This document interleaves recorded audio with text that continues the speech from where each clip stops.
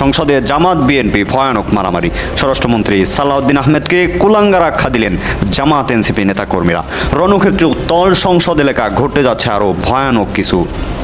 সরাসরি যাচ্ছি প্রতিনিধি মাহফুজ নান্টুর কাছে। হ্যাঁ, আপনারা যেমনটা শুনতেছেন, সংসদে আজকে ভয়ানক কাণ্ড ঘটেছে। সংসদ তৈরি হওয়ার পর থেকে গতকাল পর্যন্ত এমন কাহিনী সংসদের ইতিহাসে লেখা হয়নি যা বিএনপি আমলে ঘটল।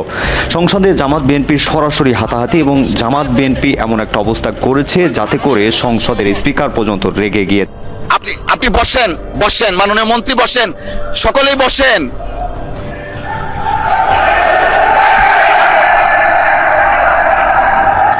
মাননীয় স্বরাষ্ট্রমন্ত্রী, কিছুই যায়নি রেকর্ড, আপনি বসেন দয়া করে। Let us start our business.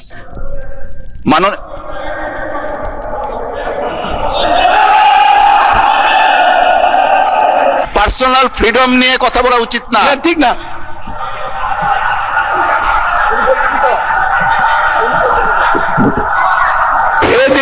সংসদ বয়কট করে জামাত এনসিপি নেতা কর্মীরা সংসদ থেকে ওয়াকআউট করে বের হয়ে যাচ্ছেন। তারা আর সংসদে হয়তো ফিরবেন না।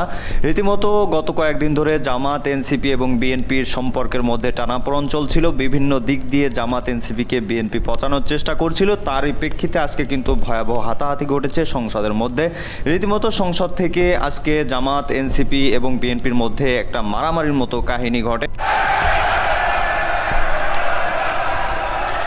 মাননীয় স্বরাষ্ট্রমন্ত্রী, কিছুই যায়নি রেকর্ড, আপনি বসেন দয়া করে। Let us start our business.